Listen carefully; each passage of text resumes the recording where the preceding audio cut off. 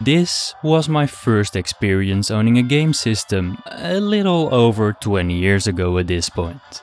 That I then proceeded to put 406 hours into. What in the redacted curse word for the sake of monetization was my issue? Sure, my parents had stationed one of those fridge PCs without internet in my room, where my friends and I spent hours bobsledding and ski jumping after school, but those cheaply made, pre-installed 3-minute long minigames are not enough to earn this chunker the title of game system. Nonetheless, it kept us more than occupied.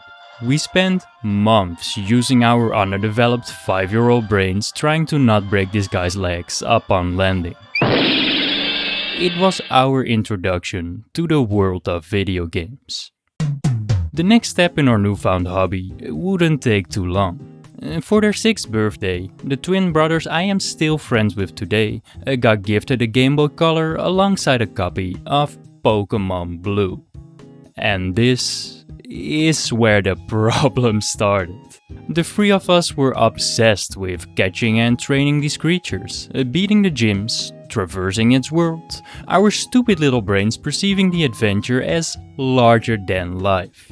As the 6th year of our lives passed by, the excitement within me kept building. They'd bring their Game Boy Color to school to catch Pokemon during the lunch break. We'd spend countless hours after school losing battles due to using the worst imaginable Pokemon builds. Even our weekends were spent throwing ourselves at the Elite Four. After a year of getting blue-balled by the coolest hardware I had ever seen, I couldn't take it any longer. I had to have this thing. However, I'd never actually obtained the handheld I'd been craving for a little under a year, because June 18th, 2004 would change everything.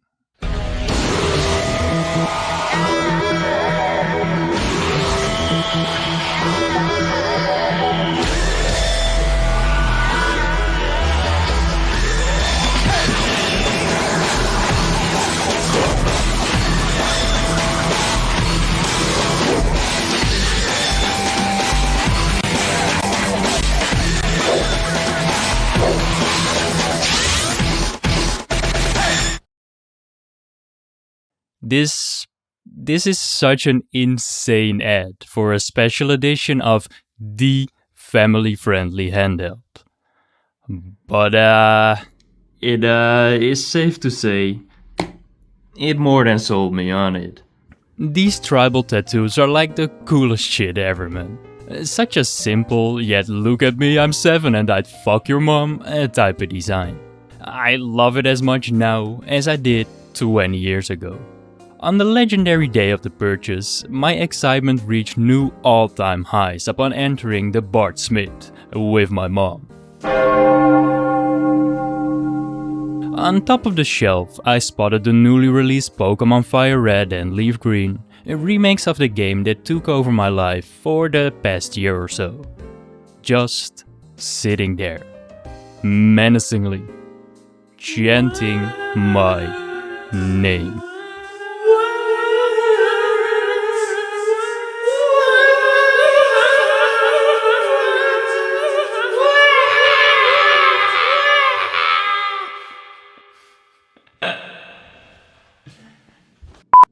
Yeah, I think this orange rectangle over here could truly be seen as the start of what would eventually lead to me yapping about video games on the internet. And ultimately this video, Fire Red, made me fall in love with video games. Now, I never got to fully experience the Game Boy Advance because of only getting my hands on one this late in its lifespan. It didn't take long for me to get distracted by the in November released Nintendo DS and, more importantly, the PlayStation 2 Slim, the latter of which would end up becoming my favorite game system of all time. I still bought and played a couple dozen GBA games, but a decent chunk of my game time was on the DS's backwards compatibility before moving on to exclusively DS games altogether. It wasn't until my mid-teens that the GBA caught its second wind, thanks to the readily available, virtual consoles, wink wink, and I discovered a newfound love for one of the best catalogs of all time. After a decade on train rides to school and or work, making stupid ass videos and the chillest of evenings, I can confidently say I've experienced at least some of the good, the bad and the classics. This has now left just my favorite territory completely uncharted. Death.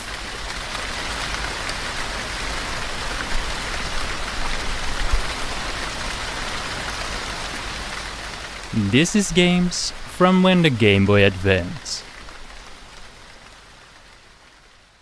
died.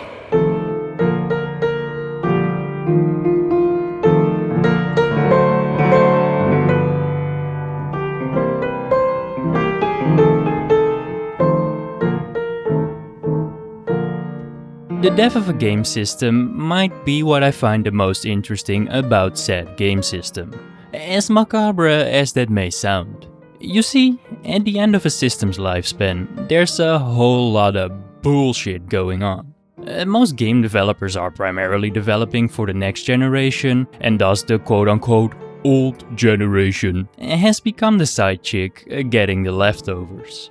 This results in inferior, potentially even broken games, and unfathomable amounts of shovelware. Look at how they massacred my boys. But also games that attempt to push the old hardware to its absolute limits by using years of accumulated knowledge about the system. So what the final stretch of the catalog shapes up to be is a mix of games dumped onto the system with completely different goals. This is exactly what makes exploring this part of a game system's library as fun as it is. You're plowing through a string of games that both honor and more than disrespect the system's final days. Whether it's a cash grab, a suboptimal port, or a late classic, there is joy to be found in playing all of them for various reasons. And the GBA's last breaths are no exception. The moment the GBA's final days were counted is quite easy to pinpoint. Generations come and go, and with the Nintendo DS releasing in November of 2004, it was the GBA's turn to go. 2005 was still a rather busy year for the handheld though. The DS was brand new after all. Still in its spooky, scary, unknown entity period. A period of adaptation. There were games that were in development for the GBA prior to its release, games developed for old and new in case of new flopping, and a handful of games hesitant to take the next step at all. It got to live for another year before starting to peter out from 2006 onward. As per usual with these game systems, Japan was the first region to stop receiving games, with just 31 licensed releases hitting the shelves in 2006. Among these 31 are some hot and soft best-of collections, Sega's bullshit nobody asked for, and bit generations?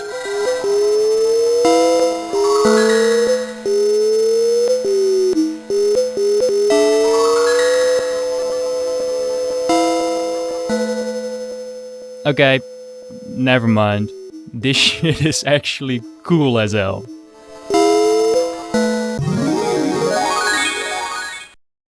However, there were also some last-minute bangers, with one of them in particular going completely unnoticed.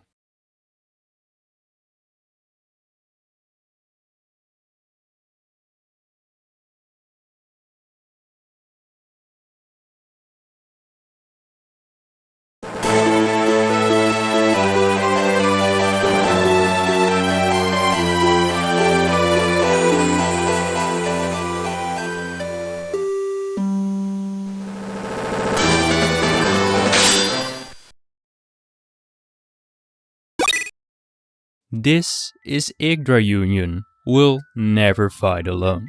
a tactical RPG by Sting Entertainment. A game that was dead on arrival. This is one of those games that exclusively released for the GBA 1.5 years into the DS's lifespan, before finally getting a definitive edition release on a modern console in the PSP, and even an enhanced version on PC and Switch in 2023.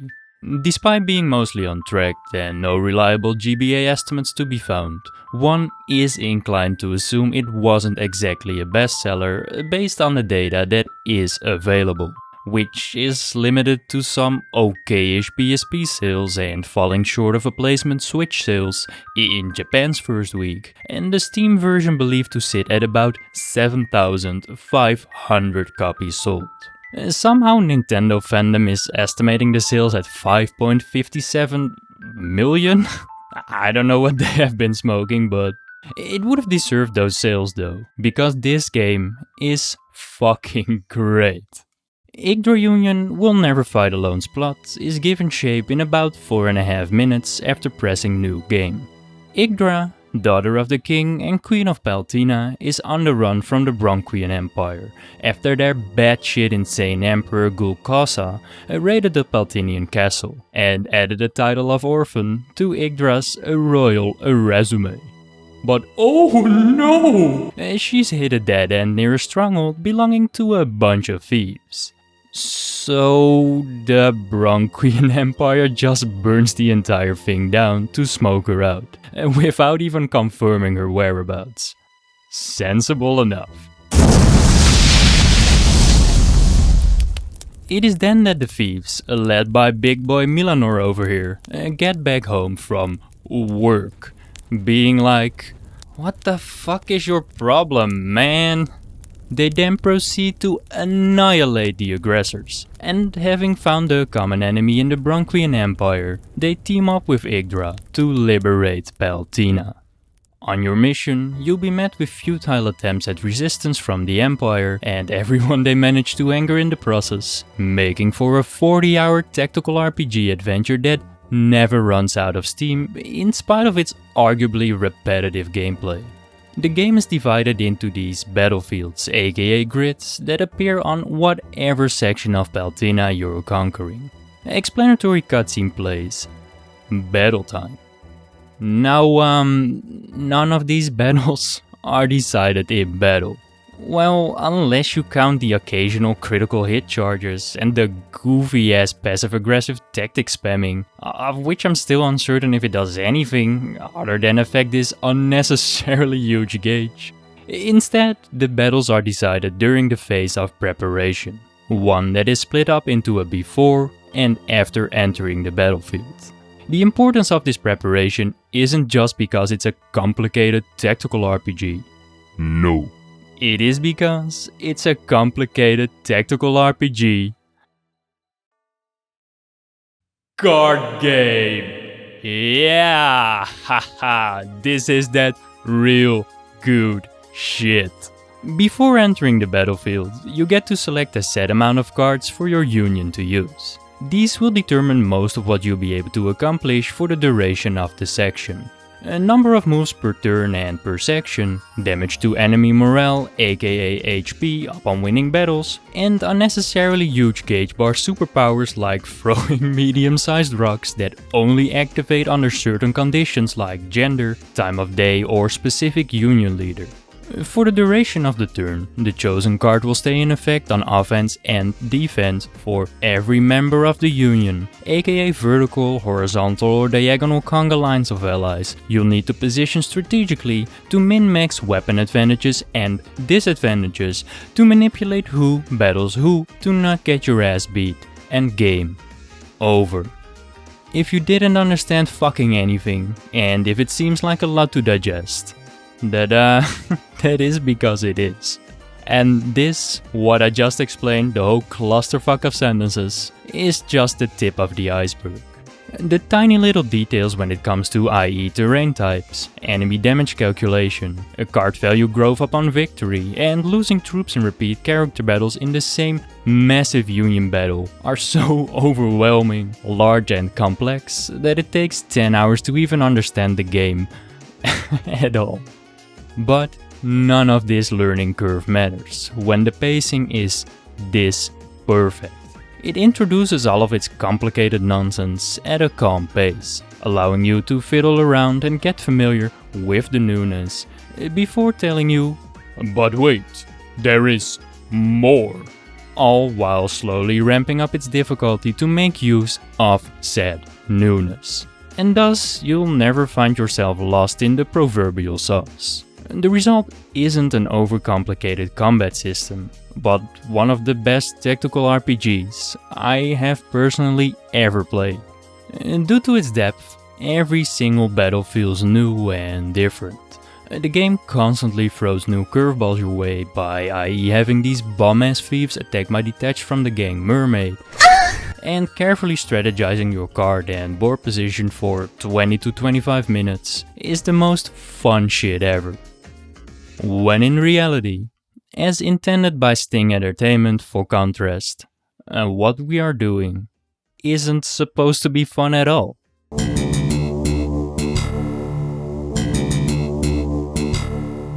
It's an incredible tactical RPG meant to deliver a message.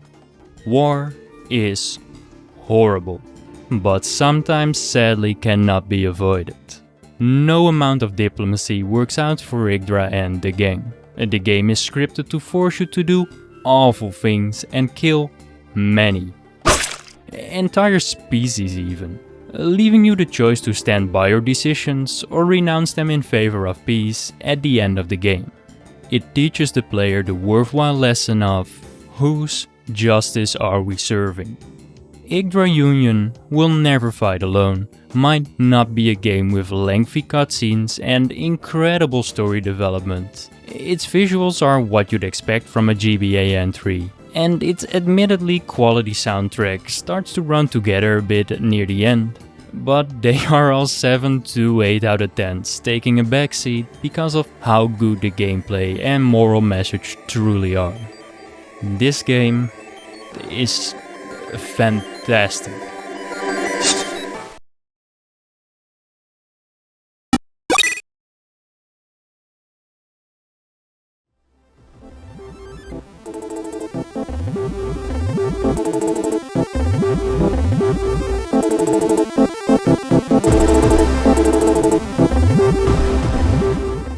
The GBA's output in its final year in Japan was all but a worthless heap of garbage.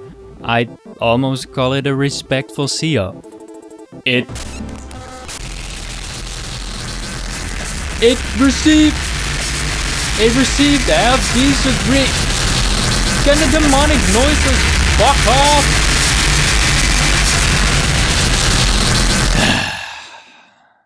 It received some half-decent remakes, manga games I'm unqualified to talk about, and the average player base age of 57, Dr. Sudoku.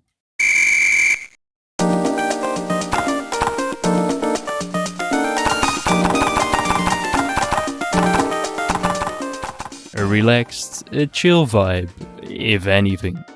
It even got a few sports games in Power Pokédash and Calciobit, which I honestly adore.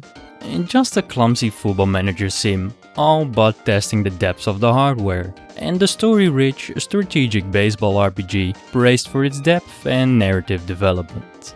One lighthearted and goofy. Its gameplay consisting of buying and training players, trying to craft the ugliest fits, pretending to keep track of the players during a match, utmost relaxation.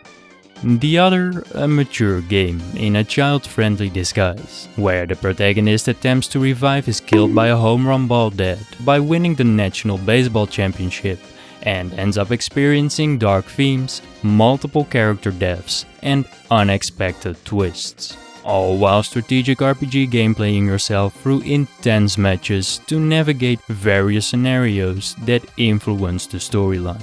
A game I'd love to do a deep dive into. But Japan be Japan. And let's be real here. Who's gonna ever translate this? Game is playable at the start at least. I won the first couple of matches, but with its supposedly steep increase in difficulty and mucho dialogue boxes, I cannot understand for the life of me. It's the end of the road for me. Unlucky and a skill issue really.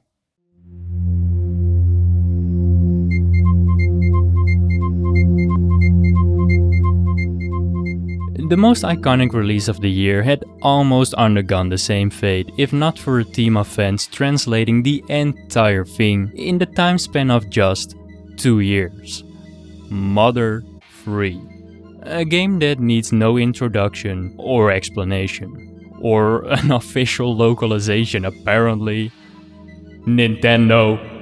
A game that is seen as one of the best RPGs on the handheld because of its brilliant story, unconventional art style and fun as hell RPG mechanics. Nothing that came as a real surprise after the incredible Mother 2, aka Earthbound. It's crazy that Nintendo kept this as a GBA Japan exclusive until December of 2015, when they added it to the Wii U Virtual Console. In Japan. Only to port it to Switch in February of 2024. In Japan! Thanks Nintendo. No wonder you never intervened in Starman.net's fan translation. Absolute idiots. I'm equally as sad about the lack of localization of Rhythm Tengoku, the first ever game in the Rhythm Heaven series that would pave the way for its 3 million copies sold successor on the DS. A series that started as a random idea by Japanese songwriter, producer and lead singer of the rock band Sharam Q, Mitsuo Torada, aka Sanku.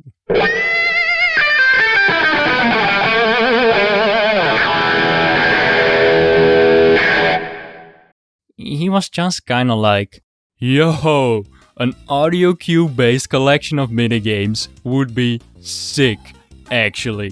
And he threw the project at Nintendo, because he believed they could produce a far better product than he was ever able to.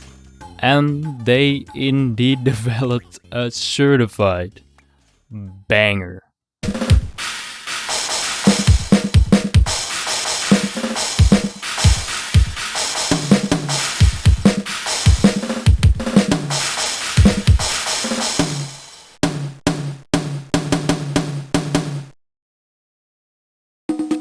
They took heavy inspiration from their previous work on the WarioWare games, and for a game like this, that style fits like a glove.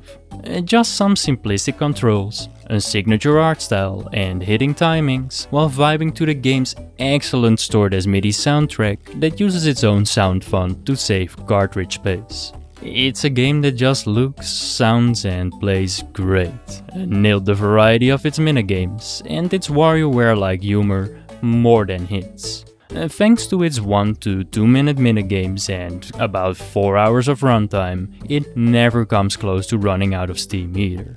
It's one of the greats in the rhythm-based genre, to me. But Nintendo once again never bothered to localize it. And for that, they can kiss my sassy little finger.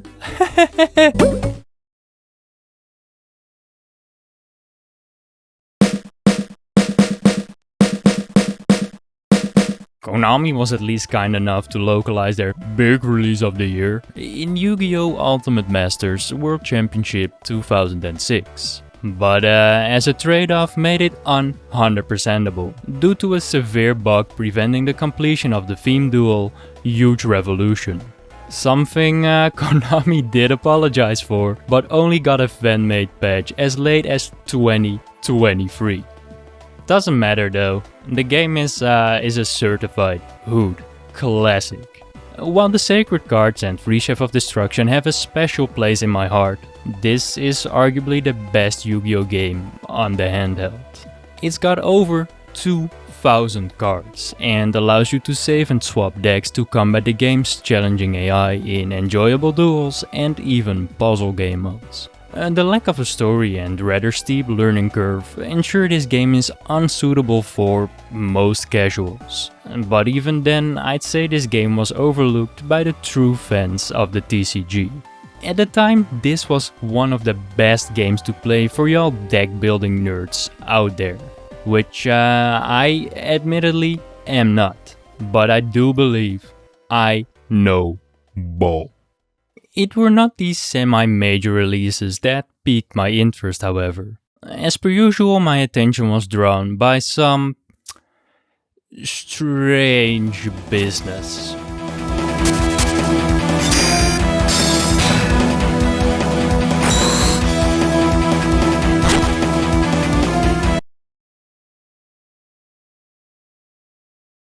Anyone else feel mad uncomfortable? Just me? This is Mahou Sensei Namiga, Private Lesson 2. Ojama Shimasu Parasite Dechu, aka Sexually Charged Schoolgirl RPG. A game unworthy of a mention if it wasn't that.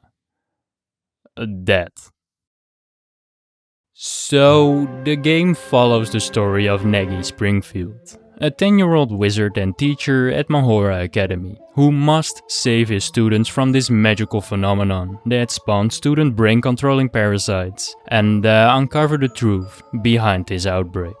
A fine enough concept executed in an RPG format where you walk through endless hallways and get lost on the regular while fighting off random encounters.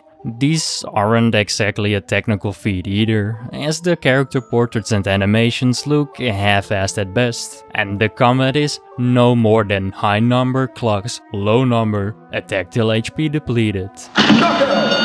And repeat. Because of wanting to record some argument-specific footage, I played for about 6 hours. And yeah, it is a basic RPG. Yeah, I enjoyed playing it. Words likes an RPG. I know, shocker. It's just as basic as the entire game is. I'm a sucker for grinding stats and levels, gamble fusing cards to obtain better cards, stomping on stupid ass worms, rocks, and whatever this is supposed to be. I'm easily satisfied, is what I'm trying to say. Truth be told though, the game's pretty lame and absolutely wouldn't have made the video if it wasn't for the special character-based cards that mostly exist for the sake of fan service. Underaged fan service, at that. Alongside the basic sword attack cards, every character aside from the protagonist of course, because you know he's a dude, has special character-based cards that are stronger than the normie ones. As a bonus, these also get a handful of unique animations per character, catering to the horny adept. 9 out of 10 animations show a sneak peek at the girl's underwear before the camera moves up to get their full head in the frame. And the animation I started this segment with doesn't beat around the horny bush in the slightest. Now, I am far from the anti-horny police. I played the honeypops of the world in my horny late teens. My issue here is the context.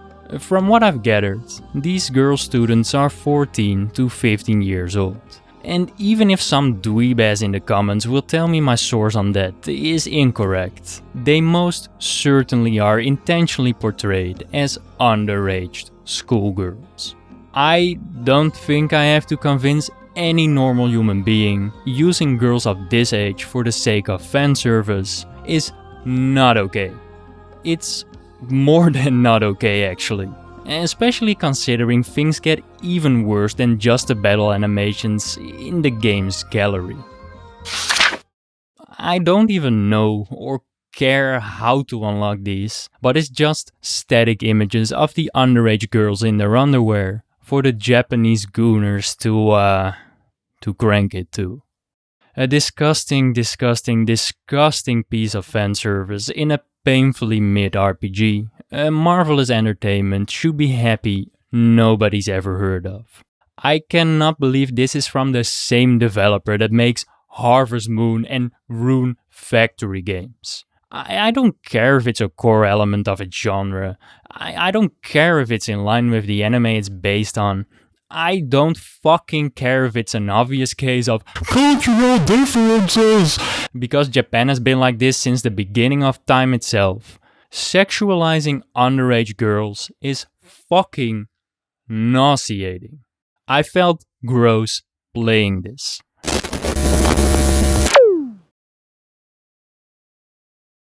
Playing this game spawned a conflict within me about what is right and what is wrong. About measuring using different measurements. Because the more extensive highlight I plan to close out 2006 with was Crayon Shin-chan! Densetsu Yobu! Omake no Miyako! Shukkugaan! Yeah. 1, 2, 3. Crayon Shin-chan, Densetsu o Yobu Omaku no to Shukkugaan is about the billionth game based on what was one of my favorite shows as a kid.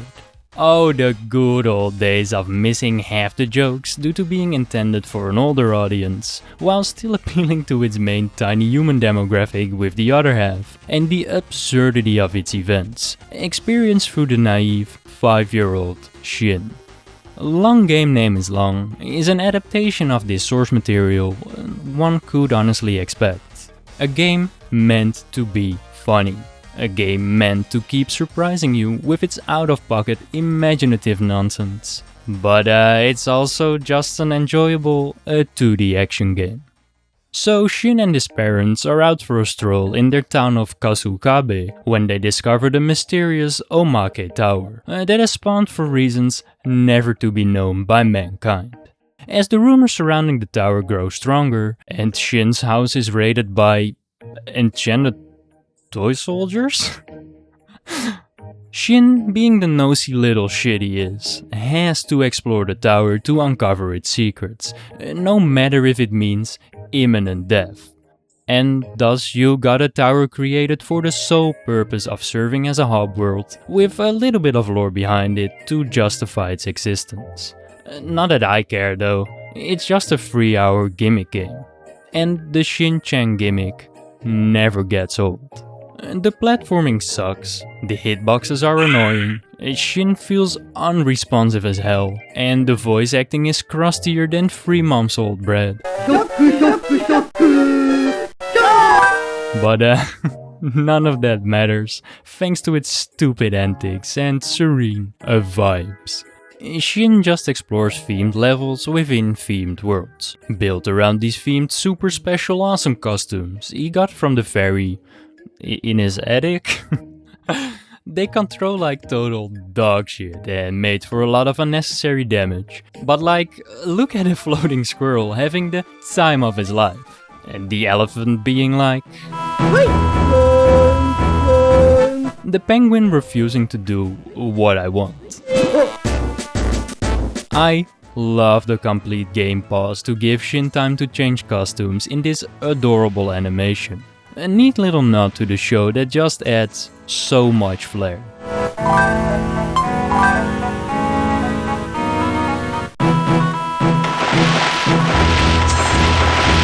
This was never going to be the best 2D action game on the handheld. It was also meant to succeed through brand recognition. As suboptimal as these costumes are, hopping around the levels in them, talking to familiar faces and taking care of space cats and Walmart superheroes is about as on-brand as you'd expect, and lovable at that. And even though the game is pretty cutscene heavy and I am more than illiterate, through the facial expressions, tone of voice and sudden music switch up to kill the serious moment, even I can tell shit's more than on-brand.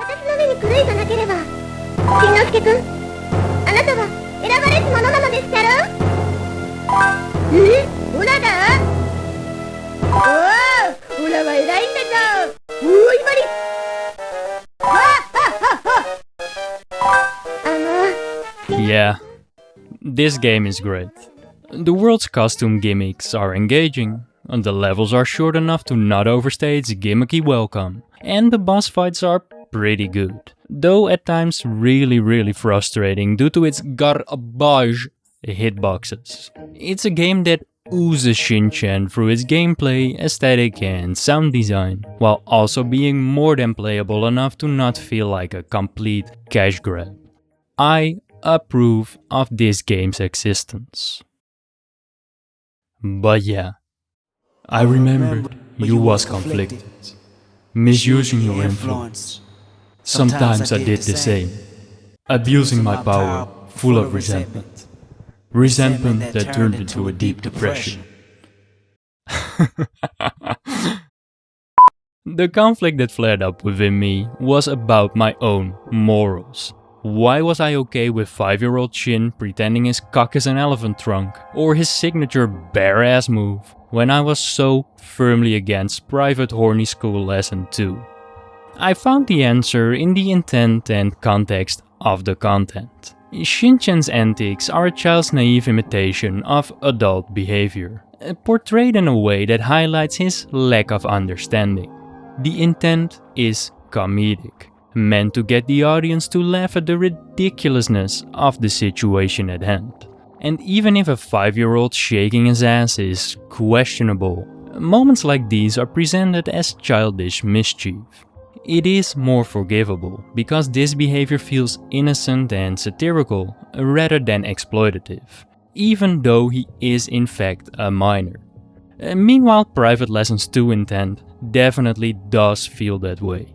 It's trying to actively sexualize and objectify young girls, trying to elicit a sexualized response from the audience. It's not meant to be accidental or satirical. They're deliberately provocative, and that more than crosses the line of the PDF filophilia. The two exist on the same spectrum to an extent, but if anything, this shows how much context, intent, and execution really do make the difference. So in conclusion, fuck this game.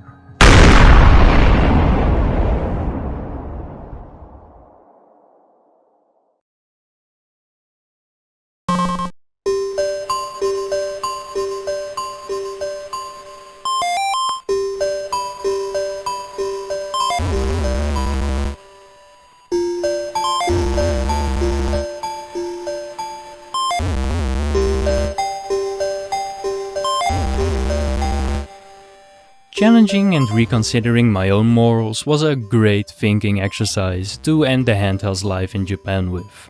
A moment of small yet personal growth to end what was honestly a banger final year for the GBA in Japan. Sure, there were the Hudson Soft collections and the Sega double packs, but the vast majority of the releases are more than noteworthy. For the better or for the worse. I enjoyed exploring the handheld's final year in Japan, and I could have never expected such a worthy see-off of this amazing tiny tribal tattoo. A square, I guess. Its life even ended as close to perfect as it can get, with the final two releases being Final Fantasy V and VI Advance. They are mere ports containing slight gameplay tweaks and improvements, as well as overhauled aka downgraded audio to be in line with the GBA's weak sauce sound chips, but having these incredible RPGs available on the go is a blessing for any kid sitting in a car for 13 hours to reach their holiday destination. Even if the GBA's hardware isn't the greatest, that doesn't hinder the experience in the slightest. The excellent gameplay has remained largely unchanged. The graphical transition from SNES to GBA is smooth as butter, and the teeny GBA sound is barely noticeable, in part due to Square reworking the synth from the ground up, to comply with the weak sauce sound chip.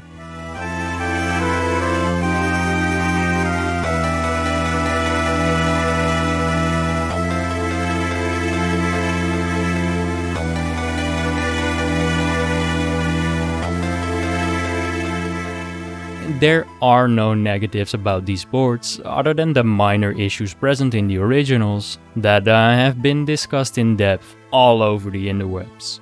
A conversation I have nothing new to add to. and will thus leave be. Final Fantasy V and VI to me would have been a more than fitting end of a chapter. Rather than ending the handheld's lifespan with a GBA port of a new DS game, for the sake of like extra sales, it would have been an honorable funeral, with 2 games developed specifically for the fallen soldier. Besides, the DS is backwards compatible anyway, so nobody would be left out. Sadly though, this poetic scenario was but a utopia. The job wasn't finished just yet. There was still another year left to live in both Europe and North America. A year I would describe as something, alright?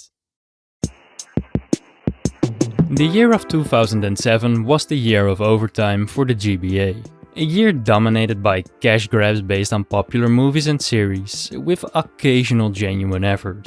And animal care games? Dogs and horses, to be more specific. Mostly horses. Isn't that right? Vert en pony, best friends, mine, vert. Huh? I'm not even hating on these games, by the way. I put my fair share of hours into Nintendogs on the DS, and I had the time of my life playing various horse games in a now deleted 2017 Christmas video. The video was really bad. Don't ask questions. The uptick in animal care releases is just a notable one, to say the least. They all collectively decided the final year of the GBA would be their time to shine. The licensed games, on the other hand, are whatever. You know why they're made, you know what you're gonna get, and thus you'll never walk away disappointed or pleasantly surprised. It's like white paint. As such, in the context of this video, I had no interest in diving into any of these. I figured your time, as well as my own, was much better spent exploring standalone releases instead. Wait.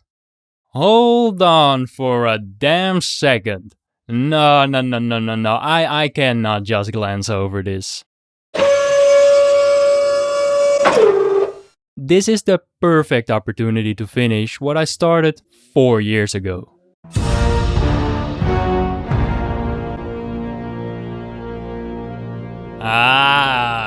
Avatar: The Burning Earth.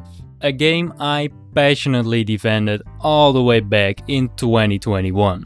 A hill I'm willing to die on. It's far from a technical masterpiece, and it has its fair share of flaws, but it was beyond overhated for what it delivered. A game that narratively mostly stuck to the show, with fun missions and satisfying usage of bending. I grew up with this thing, and I won't even attempt hiding my bias, but it really is a licensed game worth playing. As far as the PS2 port goes, that is.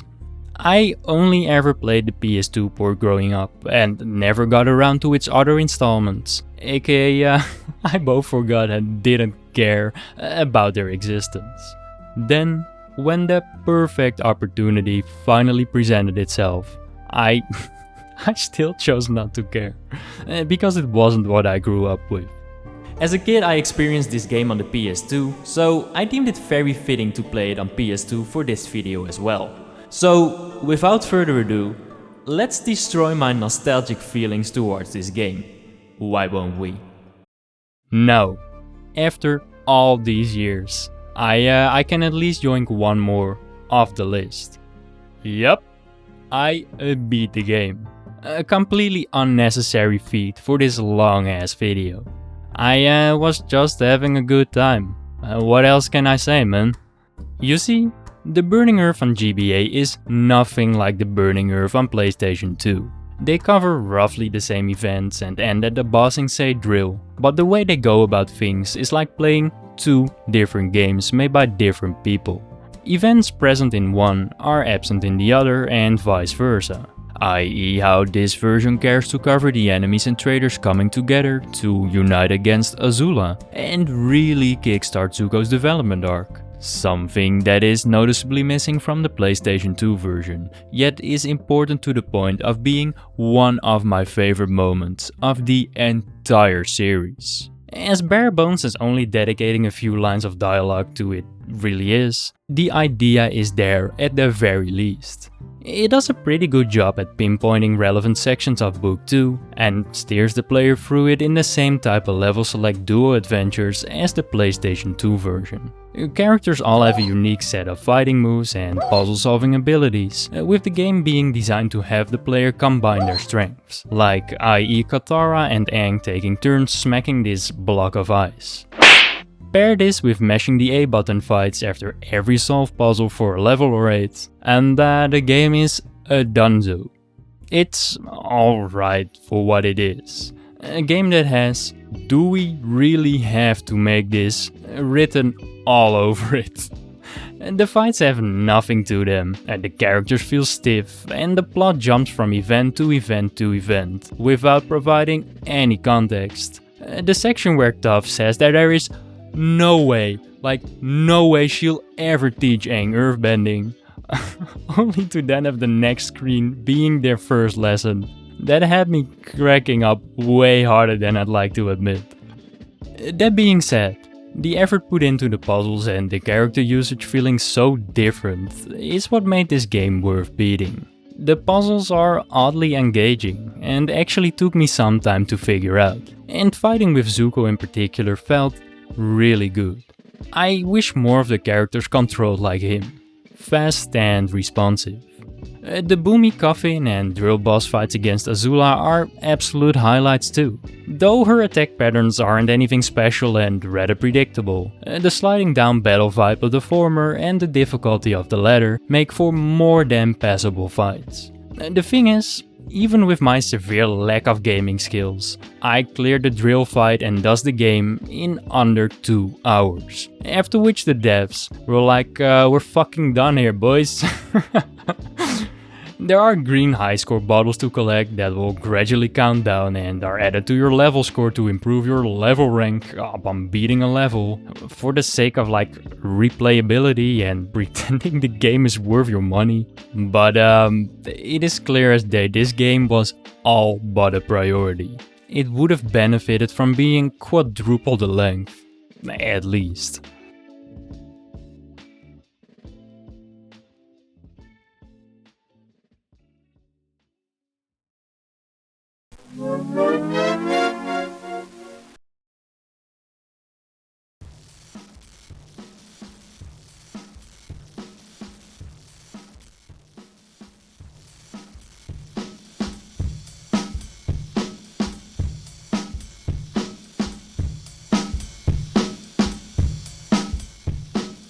Avatar: The Burning Earth was exactly what I expected the vast majority of these licensed games to be.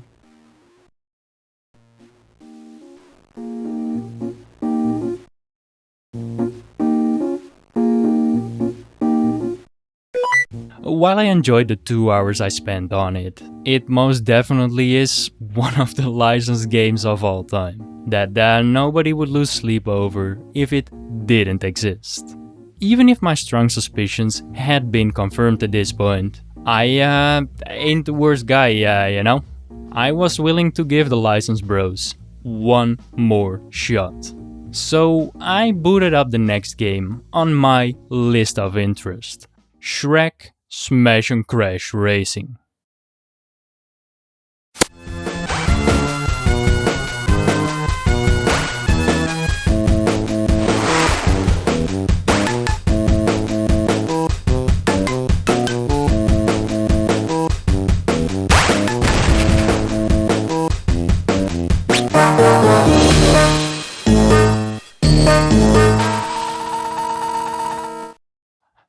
Whatever, man, I give up.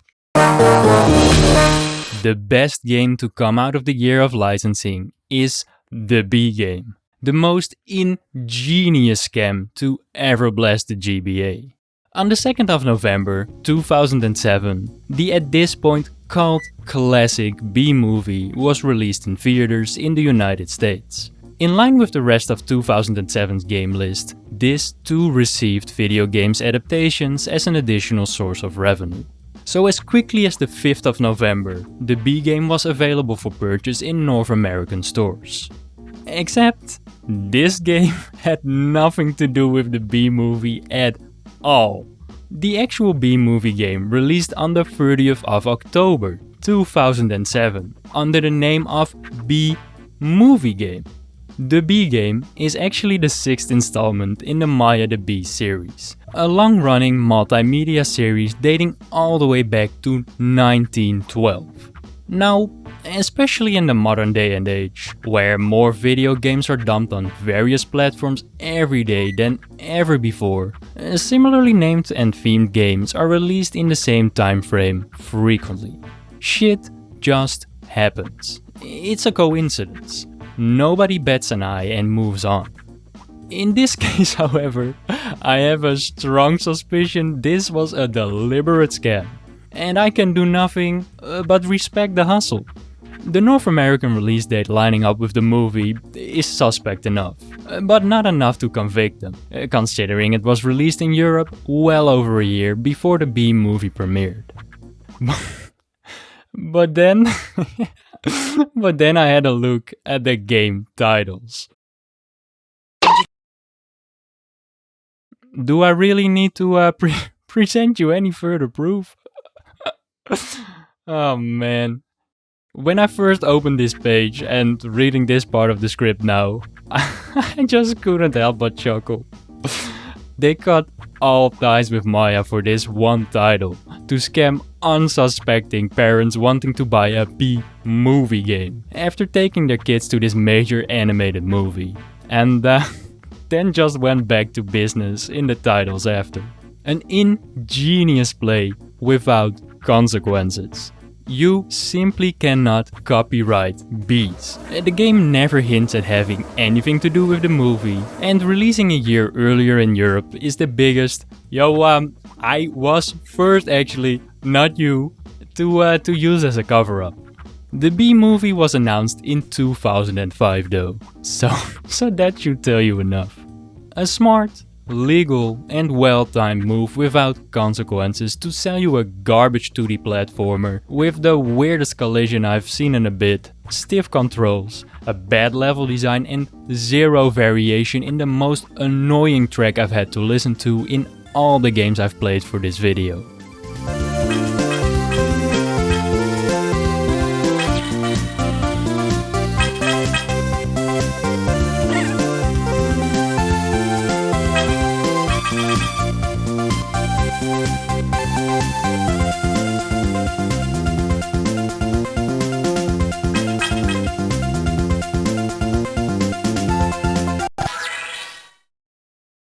I repeat, I respect the hustle. All jokes aside, I'm deeply unserious about this being the highlight of the year of licensing. I'm sure there is a banger game to be found for every handful of doozies, but I sure as hell wasn't about to go through this big ass list to find out. The only licensed game I had hoped for at this point was a game not based on a movie, TV show or a successful series, but on a National Geographic documentary about the Arctic wildlife, called Arctic Tale. So here I was, hoping for an aesthetically pleasing exploration adventure type of game that wasn't half-assed because of not being bound to some bullshit attempting to squeeze every last penny out of a project.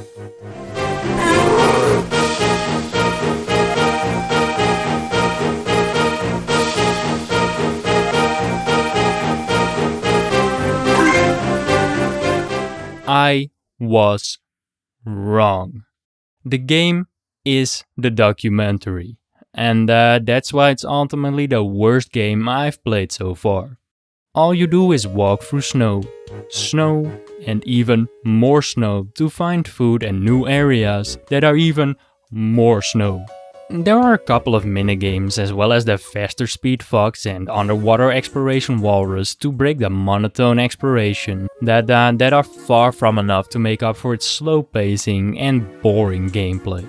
The walrus on land is adding to that nightmare, actually, both in its speed and nerve-wracking theme song.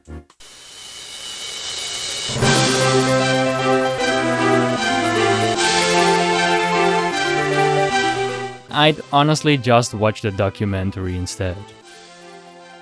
Yeah, this game is not it, nor were any of the licensed games I tried. I guess Deal or No Deal really is 2007's best licensed GBA game. Krusty Bald Man is my favorite character yet.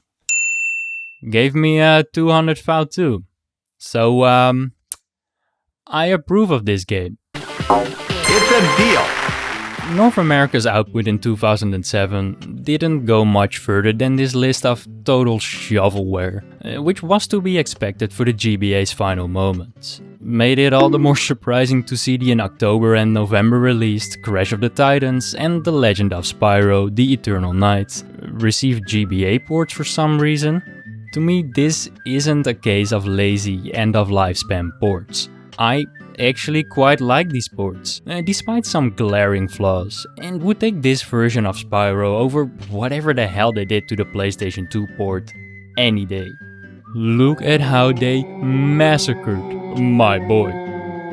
Then there was the questionable flight simulator F-24 Stealth Fighter, in which you take your fighter jets on a mission to shoot down your Iranian counterparts, terrorizing humanity. Yeah.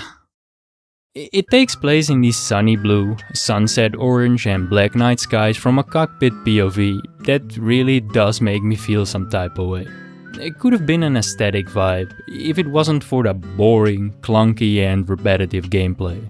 If you've seen the first level, you've seen it all, and what there is to be seen isn't all that fun. Hitting jets is a spinning in circles nightmare, and taking one down doesn't activate my dopamine receptors. I can tell you that much. The same annoying soundtrack loop in every single level isn't helping its case either. It's a shame, because it really looks great. Look at this rearview pilot cam. Hello. Shit looks cool as fuck, man. But sadly, it's just an inferior flight simulator to what was available at the time.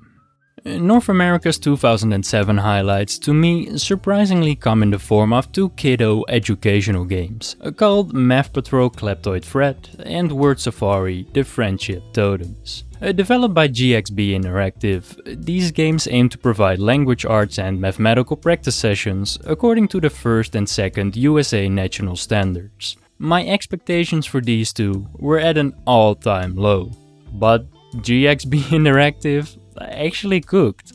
What can I say? Math Patrol The Kleptoid Threat is a world map level selector about saving the universe from the evil Kleptoids. The goal is to shoot the correct mines or ships based on the preschooler math problem in the top left, ranging from fractions to clocks to addition and subtraction.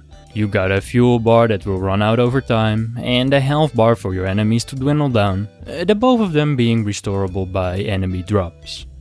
The right to wrong answer ratio, as well as beating the level, will then reward you a few pennies to upgrade the ship's fuel, health, weapons and shields with, that'll then become another math equation in and of its own by asking you what the correct amount of change is. Kid game be kid game, and would never be difficult, but its levels and math equations are varied, its gameplay is fun, and I dig the little RPG elements a lot. It isn't mechanically or graphically impressive, but why would I bother caring about any of that in an educational game that does way more than I ever expected it to? And there isn't any video game excellence to be found, but it's intuitive, it's enjoyable, it's a perfect game for a parent to buy for their kids to make math fun.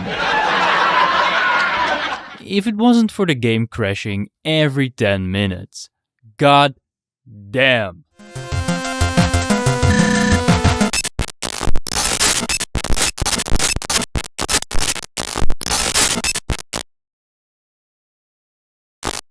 Word Safari the Friendship Totems then is an adorable exploration game, in which you take various adorable animals with various adorable perks on an adorable safari adventure, looking for the pear and the mango this vulture so desperately desires. A holy totem awaiting at the end of the adventure for each of them, so the dried up holy water can be undried.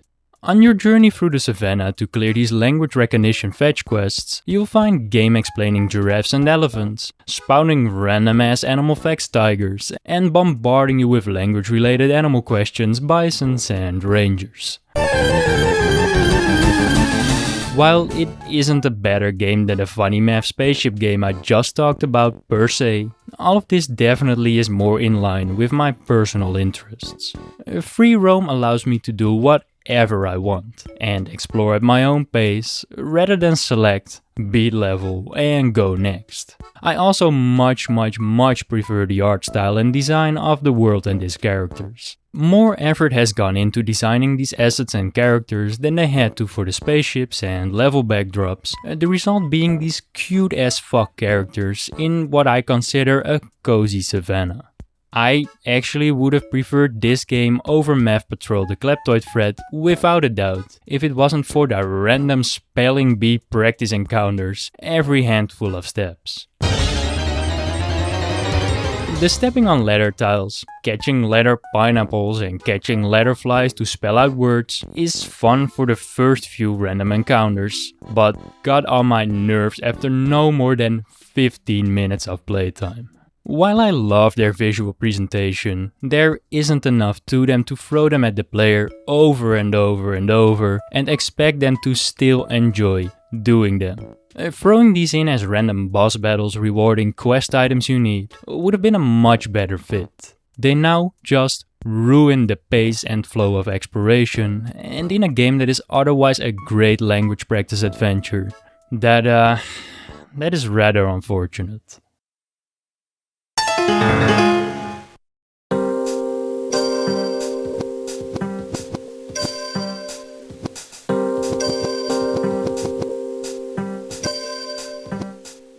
North America's 2007 being carried by language practice games aimed at young kids is not a good look for the handheld's final year.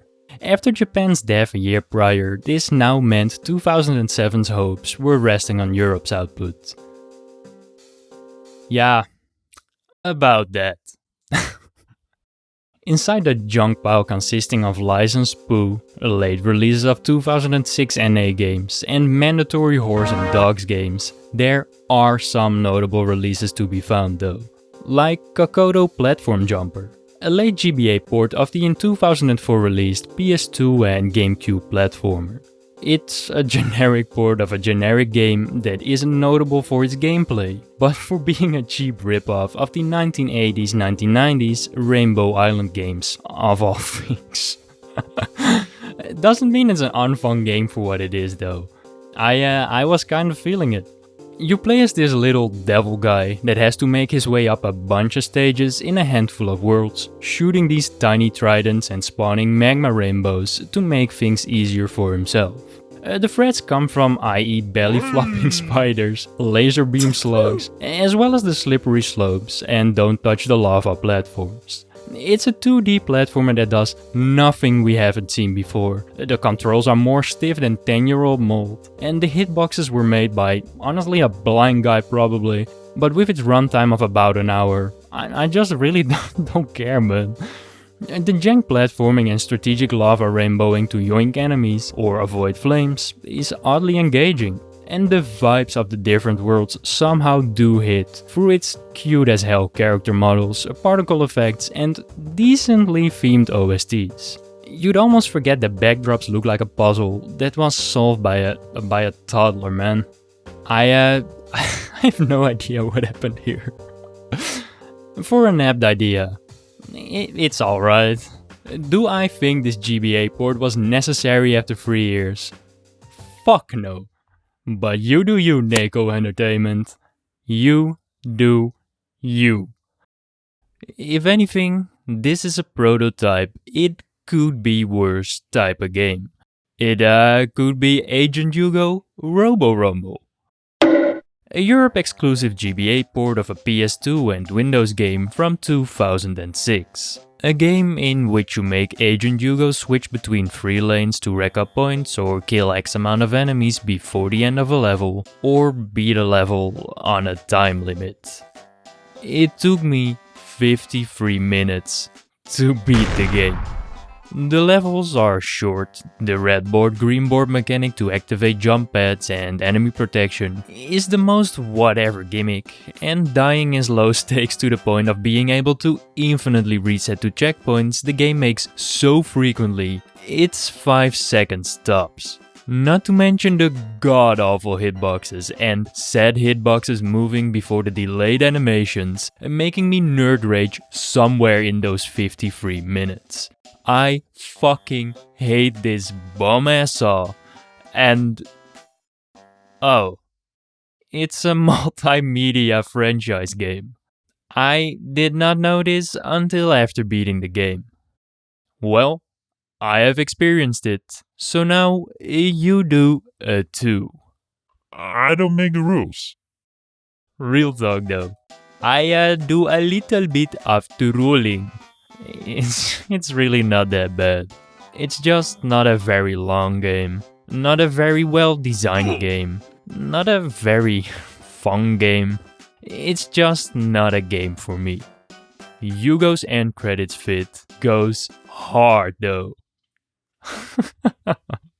The right notes were then hit by a to me more interesting port in Pixeline i Pixieland, a port of a Windows and Macintosh game. In Danish only. Klik her, så starter vi. Hvis du har gemt et spil, skal du klikke her. Klik her, så starter vi. Hvis du har gemt et spil, skal du klikke her. Klik her, så starter vi. Danish is not a real language, man. It's an hour-long educational game that's part of an edutainment franchise, popular in Denmark and other Nordic countries in particular. The goal is to help Pixeline's goofy walking ass set up a local town celebratory dinner by gathering supplies from the townsfolk through solving their problems. Repeat times 10, a game is beaten. I could say this is another waste of space considering its length for gameplay being nothing but a beat 10-minute games and call it a day type of game, but I genuinely had fun playing this. The minigames, while easy, are pretty creative for what might be a throwaway end of GBA lifespan game. The hand-drawn art style is some of the most aesthetically unique art styles I have seen in this video, and the crusty ass Danish voice acting is what tickles my fancy. Hvor dufter her dejligt. Jamen, goddag, Pixeline. Også giv mig lapsovs med dig. Hej, her Syde. Jeg har tabt et af mine krydderier. Kan du hjælpe mig med at finde det? Det vil jeg da rigtig gerne. I didn't mind the basic collect item in overworld and dump letters, numbers and colors and barrels gameplay, while the game tried its hardest to get on my nerves with this overworld theme song. Hov.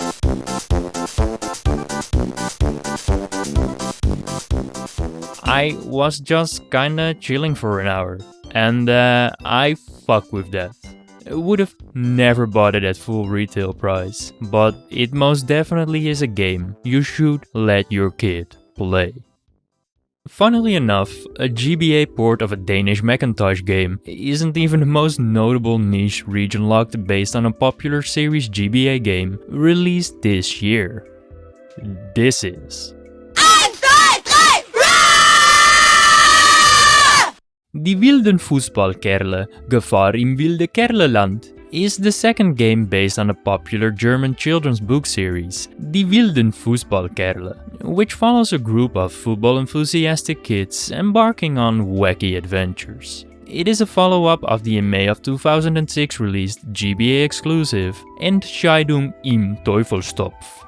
The game isn't just a German exclusive for obvious reasons, but also one of the rare GBA exclusives released this late in the handheld's lifespan. But also, it appears I'm one of like 3 people to even properly document this. I have really entered the GBA Shadow Realm, haven't I?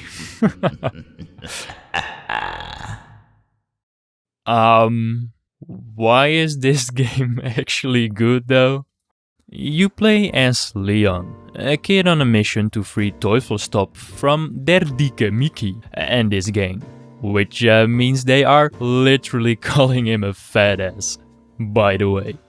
Stopping fat fuck Mickey is done in a 2D platformer, given shape through a hub world, a world selector. In each respective world, aka section of the town, Leon will time trial bike, a scuffed platform and punch his way through various sections of a world before facing a big chungus miniboss, protected by rats? It's not some revolutionary platformer, but what it does do, it does pretty well, especially for a kid's game. The controls are admittedly a little scuffed, with the jumps feeling like total cheeks, the grab and climbing mechanic feeling stiff as hell, and the punching cooldown after 3 hits allowing the enemy to retaliate while you're frozen in place is garbage game design. But it's a cool little kids game, nonetheless. I like the little puzzle elements of moving a box or flipping a switch to open a path while facing these typical bully enemies with speed, bulk or shooting wets gimmicks. If they damage you, you can replenish health and lives by finding these sodas and football trophies. To damage them from a distance, you can collect footballs to shoot at them, and collecting these coins allows you to buff yourself up by purchasing football gear, catapults, water guns and soda potions from this random shady guy, hiding in every level. Every town section climaxing into a brawl against Fat Mickey that has found a new stupid ass gimmick to overcome. Then is the cherry on top of a game that isn't exactly good from a mechanical point of view, yet one I would have absolutely adored as a German kid. Just a jank, oddly engaging and enjoyable video game translation of a popular series I cannot get myself to ever hate on. Not even when this stupid, incapable fuck keeps falling off his bike every time world's tiniest obstacle presents itself.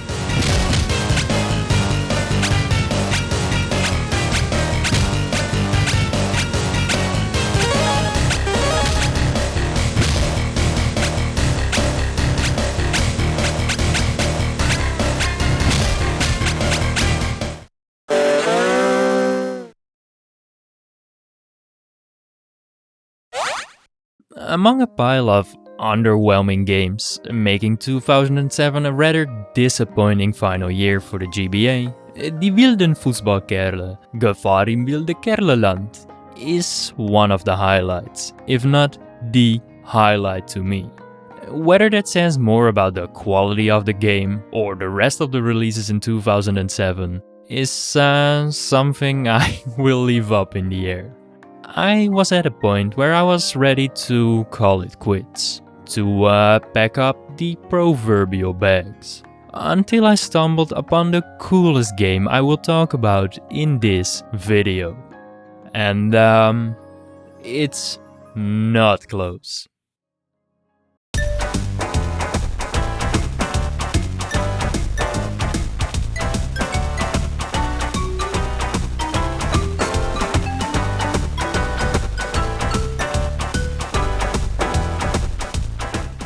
This is Glucoboy, an extremely rare GBA game released on the 14th of November of 2007, exclusively in Australia, of all countries. When the game launched in Australia, it sold about 70,000 units, which didn't go unnoticed by the German pharmaceutical giant Bayer. That's about it for Bayer's story. I hope you enjoyed this fun and occasionally horrific video. It's a long story, okay?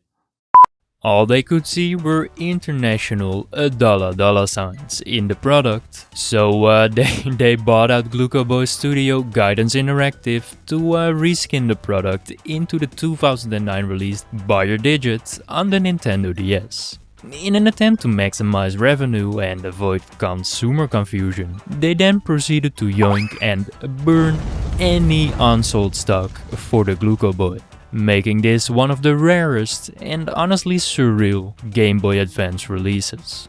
So rare in fact, people doubted this game to ever be commercially released at all.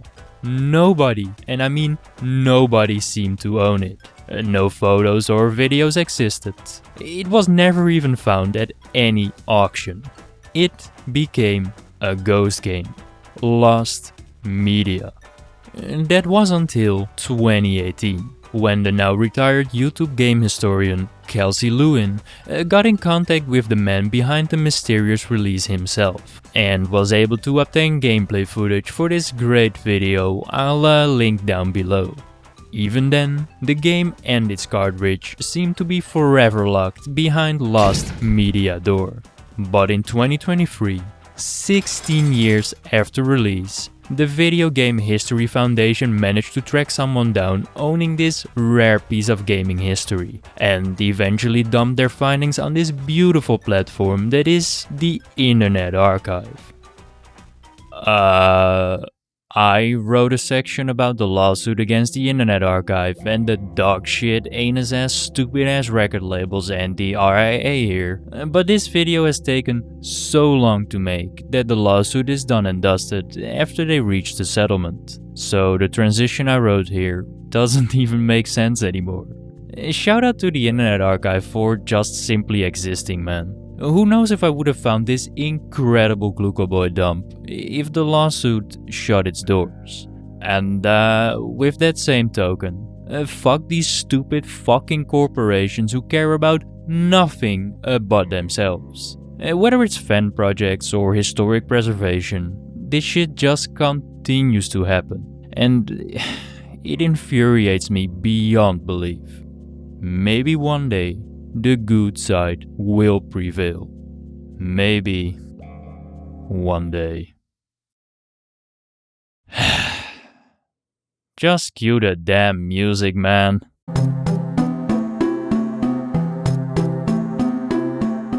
Glucoboy's name is made up of its core concept and platform, which is both unimaginative and effective. I kinda dig it. It's a game meant for kids with diabetes. The cartridge came with a built-in glucose meter, rewarding them in-game points every time you kept your glucose levels in check. It was meant to encourage kids to regularly test themselves, and I think that's such a fucking cool concept. It was one of the only times, if not the only time, Nintendo approved of a medical grade device on any of their systems, other than like a simple heart rate monitor. And a war had to be fought to get said approval. Glucoboy was a personal project by a man called Paul Wessel. His son had diabetes, and at some point Paul noticed how he brought his Game Boy pretty much everywhere. We all did back then. I must look so stupid right now. He then had some sort of a vision about combining the two, about using the Game Boy software to help and reward kids with diabetes via an integrated glucose meter. He mapped it out, patented it, and repeatedly got middle fingered by Nintendo in an attempt to license it, potentially due to liabilities of the new software, said liabilities leading to increased illness, or whatever other problems these uncharted territories had in store. When they finally ended up budging, a November 2007 release was the best Nintendo could do. A point in time where the risk didn't matter anymore anyway, as everyone had moved on to the Nintendo DS. The most on-brand Nintendo pussy boy move ever. In hindsight, deliberately crazy long back and forth, considering the news about this thing dates back all the way to late 2004. All that just for it to be destroyed by Bayer. Don't you love this video game industry? Me, personally, I hate it here, because it's easily the best 2007 release I've played this video and probably ever on the GBA. Okay, that may be pushing it. After customizing, aka recoloring your character, the game starts in your bedroom. From here you can adjust some basic bullshit and select games to play. Knock 'em Downs is unlocked from the get-go, so you have something to do, but the others have to be bought with the points earned from testing your glucose levels. A piece of software no one has been able to emulate as of making this video, but Shonumi of the GBE Plus emulator has been working on. This doesn't mean one is completely locked out of the majority of the game, it just gets really annoying really quick. Especially if you're an idiot like me and fail to understand you can just hack in the points needed, thus doing things the convoluted way like a total idiot. You see, your room has random encounters in the form of diabetes-inspired questions I do not know the answers to, which reward you 50 points for every correct answer. Lost Star Saga then costs 1000 points and the free minigames are 4000 a pop for no damn reason, meaning there are 260 questions to answer correctly. It sucks horse dick, but it is what it is for now. I was content enough with being able to play the game in full at all. Okay. That isn't entirely true either, because not being able to test your glucose level cripples you in both of the game's adventures. In Knock 'em Downs, it's your last workday at the carnival, but Gypsy John has fucked up big time. He somehow used his magic to bring your Knock 'em Down clowns to life and terrorize the town, so now it is your job to retrieve all 35 of them. In free roam action adventure fashion, you'll use your trusty toy bed and teddy bear shooter to help the townsfolk with their possessed garden hose quests and find the clowns to mini boss fight brawl defeat them, while constantly being harassed by somehow also possessed garden flamingos, mailboxes, lawnmowers, seagulls and dog/tiger breeds in the form of random encounters. Lost Star Saga, on the other hand, is an RPG, in which you either choose to send Koda or Janet into the jolly experience of a spaceship crash. You wake up on a foreign planet, in a foreign land, accompanied by foreign people. Most of the crew is dead. Evil monsters have gone rampant. You are the savior.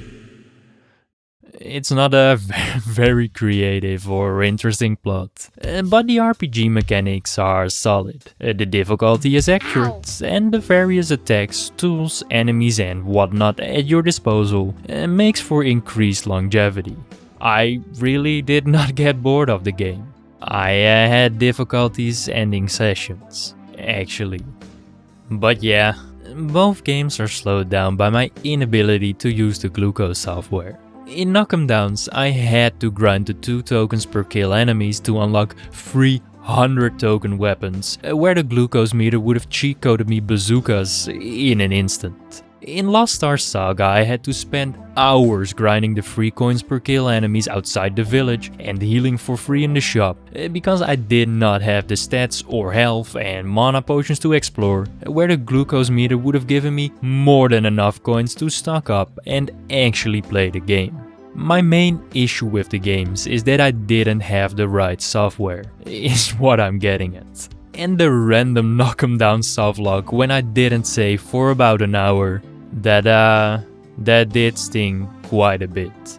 I might have rage quit. Hehe.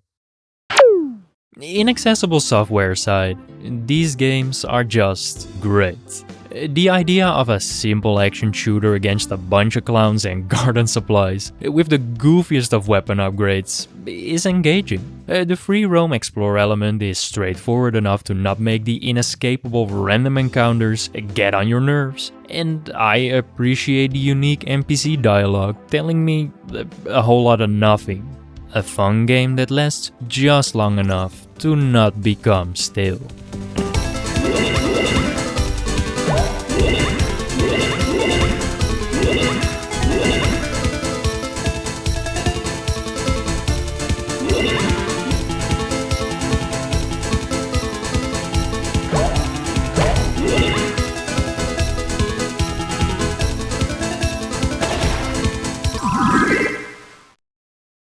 I hacked in the OP gun just for this clip, because I now know how to.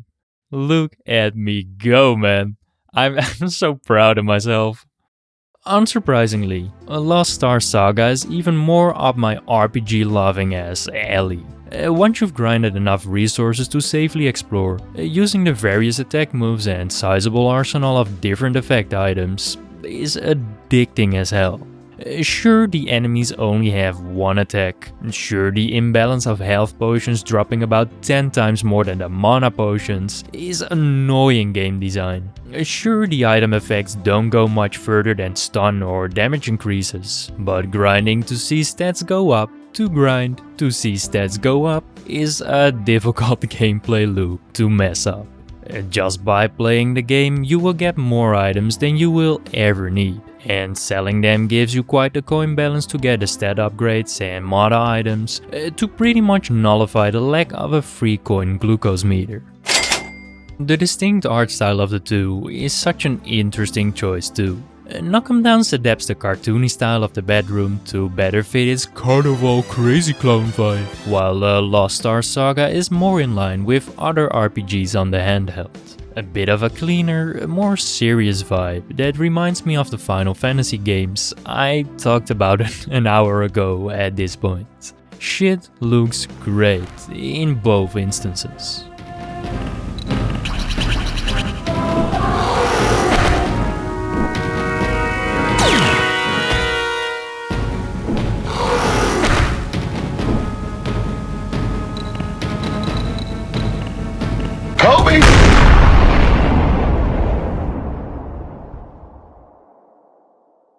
I had a fantastic time playing both of these. A combined experience solidifying a spot in the top 3 games I played in this video. And I am not over-exaggerating.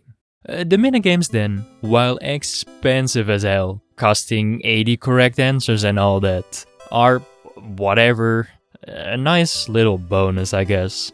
Solar Wing is this side-scrolling shoot-em-up, where you dodge bullets and shoot planets. Plexus has you juggle big balls to defend Earth. And in Raccoon Rancher, you are supposed to use fences to steer the sheep, I mean raccoons, into areas matching their fur colors.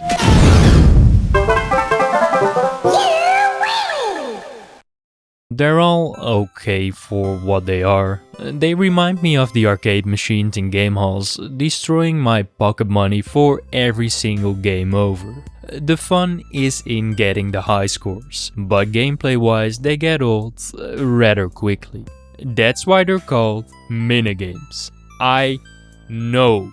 They're a nice little side dish in addition to the main course that was already more than enough to make for my favorite 2007 GBA game. This is, without a doubt, the weirdest, rarest and coolest thing I have ever talked about on this channel.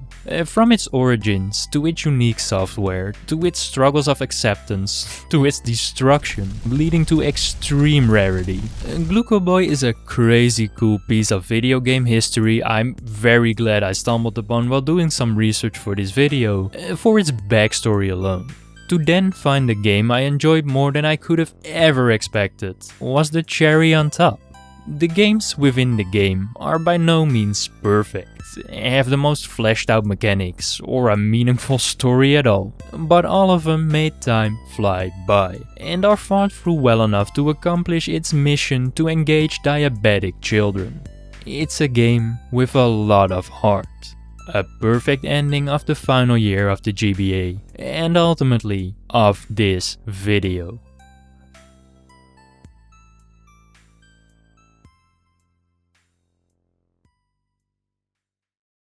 Is what I would have said if 2008 didn't exist. As the GBA was about to let out its final breath, 3 more games briefly resuscitated it.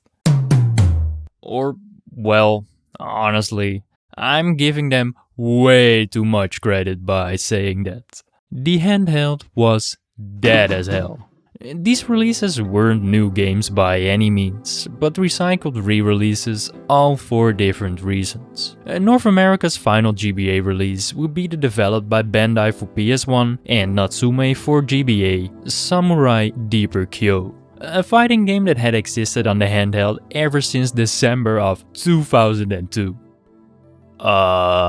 Bit of an unrelated side note. Why is this game so horny from the get-go? I obviously don't know the anime, but god damn this is down bad. These are the first few lines of dialogue.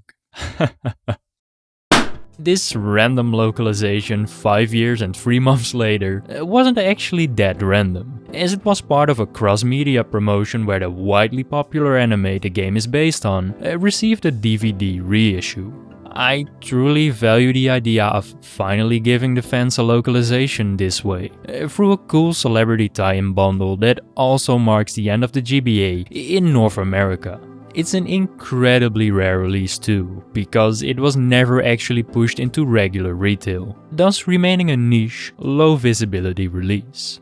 Doesn't change the fact it's a repackaged 2002 game, however, and while I'm sure the localization differs ever so slightly from the original, it is absolutely not enough for me to consider it a new release at the end of the handheld's lifespan. It would mean I'd have to consider Sega's Columns Crown and Choo Choo Rocket compilation package as a new release too, when in reality it was a combo of two 2001 puzzle games thrown out there as a cheap compilation to tap into the somewhat thriving budget game market of its time. It wasn't just Sega's last official release, but also the last official GBA release ever. Even though there's no real honorary ending here, to me, this barely counts, man. I'd rather have it end with Anstoss Action, I guess, because of being a late 2008 German port of a European port, Premier Action Soccer. The EU GBA version released in June of 2006, so I guess covering this last is the closest to an actual end of lifespan release. Is it worth anyone's time to cover this? Hell no. It sucks.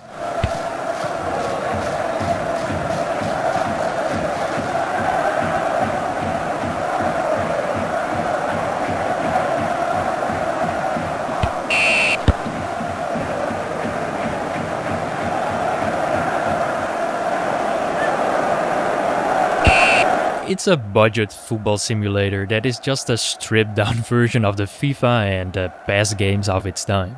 The controls are basic, the game modes are bare bones, and the gameplay sucks. But this tactical rebrand release was a low-cost move to increase sales. The Anstoss brand was actually tied to this mad popular PC football sim in Germany at the time, so slapping this trusted and well-known brand on a lesser-known game with arguably different gameplay than they were used to was honestly a clever idea to scam nostalgic Anstoss fans, especially because Anstoss Action was already available in the EU cartridge and was just ripped from it as a standalone release.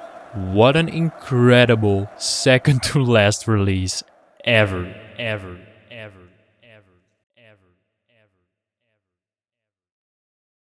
And just like that, the Game Boy Advance was dead. It ended up following the exact trajectory I thought it would when I started making this video in December of last year. A solid 2006 followed by an overload of compilations, an overload of licensed shovelware, and North America's highlight being a math teaching space game for kids, only to then get beaten to death by two of the least inspired releases of all time, and an admittedly cool as hell release, but not so cool simple localization of a 2002 fighter. What else could you have expected from the output during the Nintendo DS era? Looking back at everything I've covered in this video though, I have found like the coolest games ever. If not for the quality of the game, then for the lore behind it.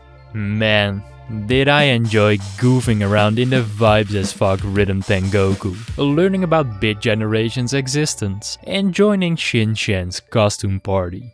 I discovered the nichest of niche based on popular shows' regional games, like i.e. Pixeline, Pixieland, and Die wilden Fußballkerle, that had no business being this enjoyable.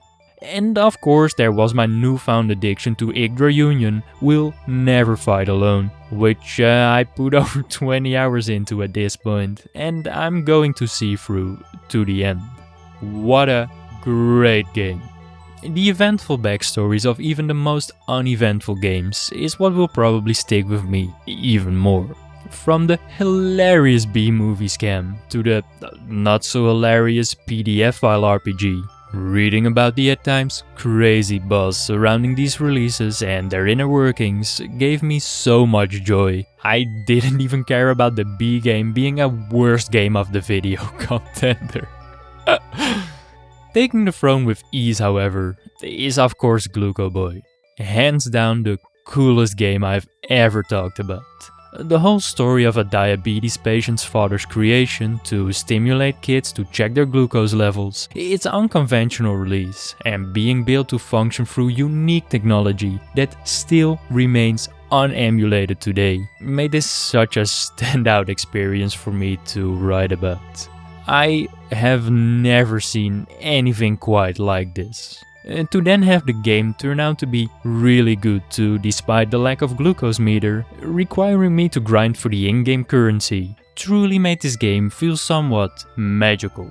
Something that transcends the borders of just being a video game. Would have been a perfect end of the video, but No! we had to be punished with 2008's bullshit as a symbolic piss on the GBA's grave.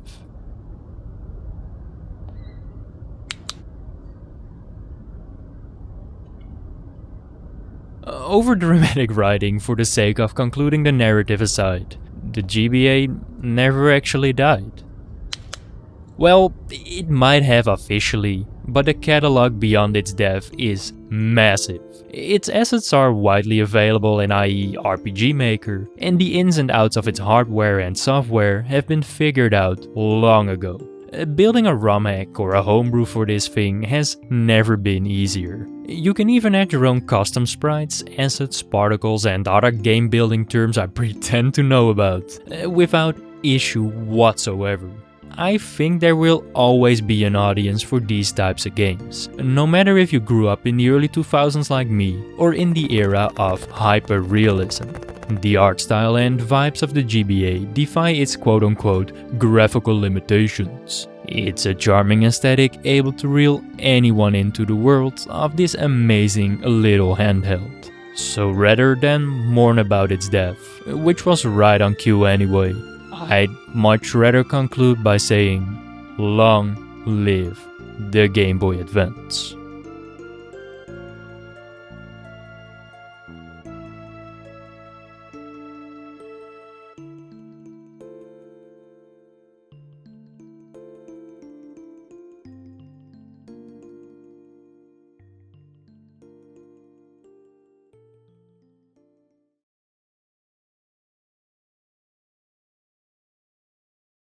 What a corny ass way to end it.